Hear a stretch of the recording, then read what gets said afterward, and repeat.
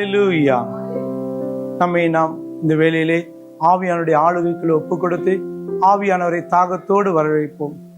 பரிசுத்த ஆவியானதாமே நம்மை ஆட்கொண்டு வழி நடத்தும்படியாக இந்த வேளையிலுமாக, இந்த ஜெப வேளையிலே, இந்த இறை வார்த்தை பகிர்வு வேளையிலே ஆவியானவர் முற்றுமாய் பொறுப்பெடுத்துக் கொண்டு அவருக்கு பிரியமானதை நாம் செய்ய நம்மை நாம் ஒப்பு கொடுத்து மன்றாடுவோம். தூய ஆவியே, துணையாளரே, தூய்மை செய்யுங்க, துணை செய்யுங்க. தூய ஆவியே, துணையாளரே, தூய்மை செய்யுங்க, துணை செய்யுங்க. ஆவியான ஆண்டவரே, தூய்மை செய்யுங்க.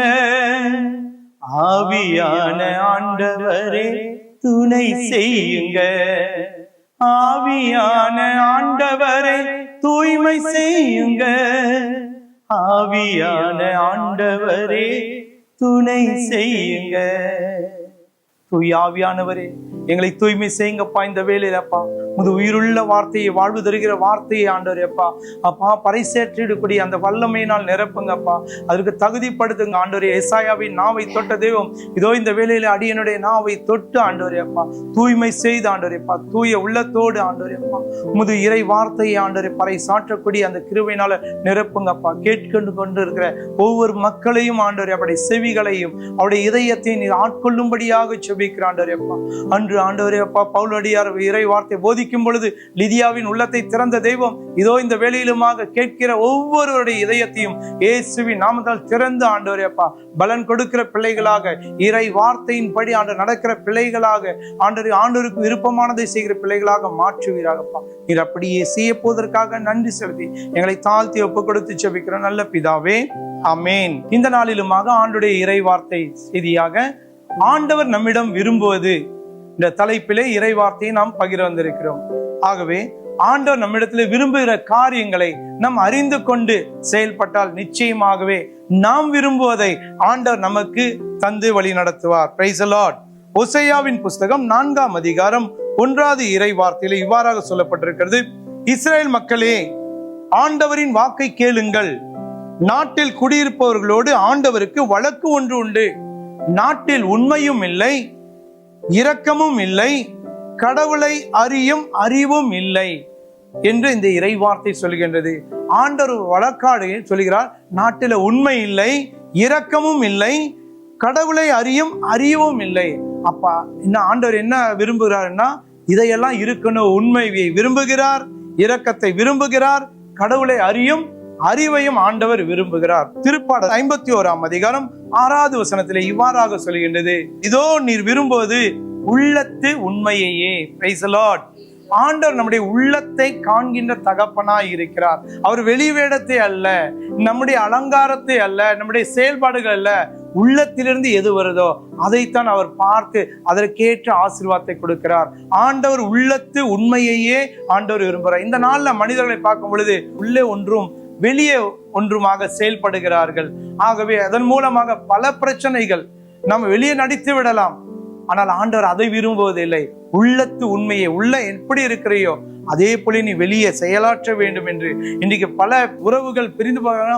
உள்ள ஒன்று வைத்திருப்பார்கள், ஆனால் வெளியே ஒன்று செயல்படுவார்கள். அதனால தான் அவருடைய வாழ்க்கையில பிரச்சனையாக இருக்கும். ஆகவே நம் உள்ளத்தில் ஆண்டவர் விரும்புவது உள்ளத்து உண்மையே. ஆண்டவருடைய வார்த்தை இவ்வாறாக சொல்ல, யோசேப்பின் வாழ்க்கையில இந்த உண்மை எப்படியாக செயல்பட்டது என்று பார்க்கும் பொழுது தொடக்க நூலின் புஸ்தகம் 37ஆம் அதிகாரம் 5 முதல் 11 இறை வார்த்தையை நாம் படிக்கும் பொழுது இவ்வாறாக நாம் காண்கின்றோம். அவருக்கு 2 கனவுகள் வருகின்றது. முதல் கனவுல தன்னுடைய சகோதரர்கிட்ட சொல்றாங்க, இப்படியாக என்னுடைய அரிக்கட்டுகள் முன்பாக நீங்கள் அனைவரும் உங்களுடைய அரிக்கட்டுகள் தாழ்ந்து பணிந்து வருகின்றது. 2வது கனவிலே நிலாவும் சூரியனும் மற்றும் அனைவரும் என்னை வணங்குகிறார்கள் என்று சொல்லி அந்த கனவை உண்மையை அவர் எடுத்து உரைக்கும் பொழுது எல்லாரும் அவரை வெறுத்தார்கள். அவர் மீது ஒரு பொறாமை கண் கொண்டு பார்த்தார்கள். ஆனால் ஒரு நாள் அந்த பொறாமை கண் கொண்டு நிமித்தம் அந்த சகோதரர்களே அந்த யோசேப்பை படுங்குழியிலே பால் கிணறுல தள்ளினார்கள்.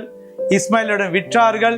இன்னுமாக போத்திபார் வீட்டில் தவறாக அவரை எடுத்து ஜெயிலிலே அடைக்கப்பட்டார்கள். இப்படியாக பல துன்பங்கள் மத்தியில் அவர் உண்மைக்கு சான்று உண்மையை எடுத்துரைத்ததால் அவருக்கு பல பிரச்சனைகளைத்தான் சந்தித்துக் கொண்டிருக்கின்றது. இவ்வாறாக நாம் பார்க்கிறோம், நீ பொய் சொல்லி தப்பிக்காதே, உண்மையை சொல்லி நீ மாட்டிக்கொள். Praise the Lord. அல்லேலூயா. உண்மையை துன்புறுத்த முடியும், அவமானப்படுத்த முடியும், கேலி செய்ய முடியும், ஆனால் ஜெயிக்கவே முடியாது. Praise the Lord. அப்படியாக யோசேப்புடைய வாழ்க்கையில அவர் உண்மையா இருந்ததால, அவர் அனைத்திலும் உண்மையாக இருந்ததால ஆண்டவர் அவர் ஏற்ற வேளையில அவரை உயர்த்தினார். அவர் எகிப்துக்கு ஆளுநராக மாற்றினார். அவருடைய வாழ்க்கையில உண்மை இருந்தது. எந்த வார்த்தை, அந்த உண்மையை அவர் வாழ்வாக்கினார். வாழ்வாக்கும் பொழுது ஆண்டவர் படிப்படியாக அவரை உயர்த்தினார். ஆகவே நம்முடைய வாழ்க்கையில் ஆண்டவர் விரும்புது உள்ளத்து உண்மையை, உள்ளத்திலே உண்மையாயிரு, ஆண்டவர் ஏற்ற வேளையில உன்னை எடுத்து பயன்படுத்துவார். Praise the Lord. ஓசேயாவின் புஸ்தகம் 6ஆம் அதிகாரம் 6வது வசனம் இவ்வாறாக சொல்கிறது, உண்மையாகவே நீர் விரும்புவது பலியை அல்ல, இரக்கத்தையே விரும்புகிறேன் என்று ஆண்டவருடைய வார்த்தை சொல்கிறது. முதலாவதாக ஆண்டவர் விரும்புவது உள்ளத்து உண்மையே. இங்கு இறை வார்த்தை சொல்கின்றது, அவர் பலியை விரும்பவில்லை, இரக்கத்தை விரும்புகின்றார். அவர் இரக்கத்தை விரும்புகிற தகப்பனாய் இருக்கிறார் என்று ஆண்டவருடைய வார்த்தை சொல்கின்றது. லூக்கா நற்செய்தி 6ஆம் அதிகாரம் 36வது வசனம், உங்கள் தந்தை இரக்கமுள்ளவராய் இருப்பது போல நீங்களும் இரக்கமுள்ளவராய் இருங்கள். அதற்காக ஆண்டவர் ஒரு ஓமையும் சொல்கின்றார். லூக்கா 10ஆம் அதிகாரத்திலே இவ்வாறாக 25 முதல் 37 முடியல நல்ல சமாரியன் என்ற ஓமையில இவ்வாறாக சொல்லுகின்றார். அந்த குருவானவர் ஒருவர் இவ்வாறாக குற்றுயிராக கிடந்த பொழுது அவரை யாரு கவனிக்கல. வழிபோக்கன் ஒருவர் குற்றுயிராய் கிடக்கும் பொழுது தற்செயலாக அந்த இடத்திலே குருவானவர் கடந்து செல்கிறார். அவரும் அவரை கவனிக்கவில்லை. தொடர்ந்து லேவியரும் அங்கு கடந்து செல்கிறார்.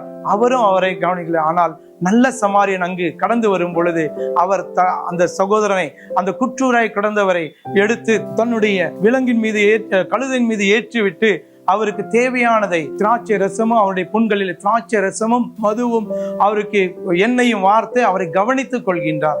ஆகவே அவர் இரக்கம் காட்டுகிறார். அதைத்தான் அந்த இறை வார்த்தையில் இறுதியாக சொல்கின்றது. இதிலே யார் பிறவினத்தார் என்று கேட்கும் பொழுது அவர் சொல்ல, அவருக்கு இரக்கம் காட்டியவரே.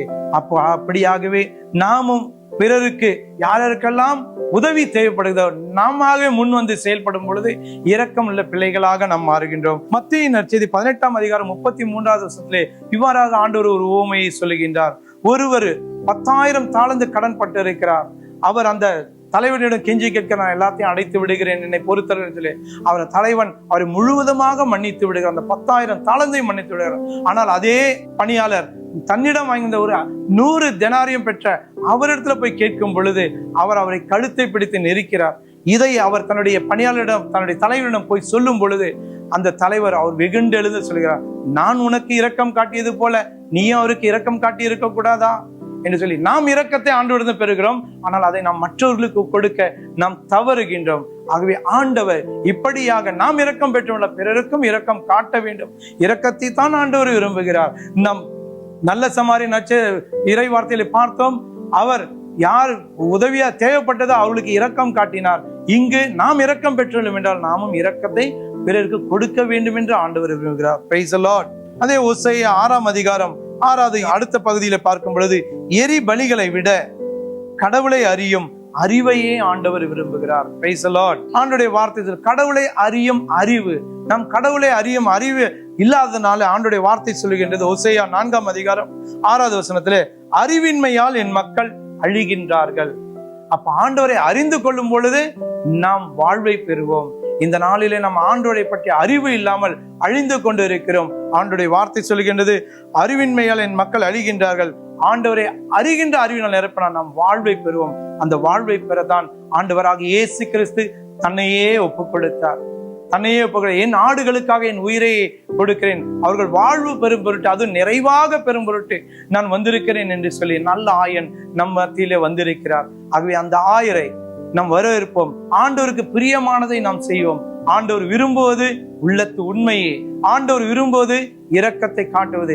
ஆண்டவர் விரும்புவது கடவுளை அறியும் அறிவை விரும்புகிறார். ஆகவே நாமும் ஆண்டவருக்கு விருப்பமானதை செய்யும் பொழுது நமது விருப்பத்தை எல்லாம் ஆண்டவர் நீ ஜெபிப்பதற்கும் நினைப்பதற்கும் ஜெபிப்பதற்கும் மேலாகவே நமக்கு தந்து நிறைவாக ஆசீர்வதிப்பார். கண்களை மூடி அந்த ஆசீர்வாதத்தை நாமும் பெற்றுக்கொள்ள, ஆண்டவர் விரும்புவதை நான் செய்யவும் மற்றுமாக ஆண்டவருக்கு பிரியமான வாழ்க்கை வாழும் பொழுது, ஆண்டவருக்கு விருப்பமானதை செய்யும் பொழுது என்னுடைய விருப்பத்தையும் ஆண்டவர் நிறைவேற்றுவார் என்ற நம்பிக்கையோடு நம்ம இப்ப கொடுத்து செபிப்போம்.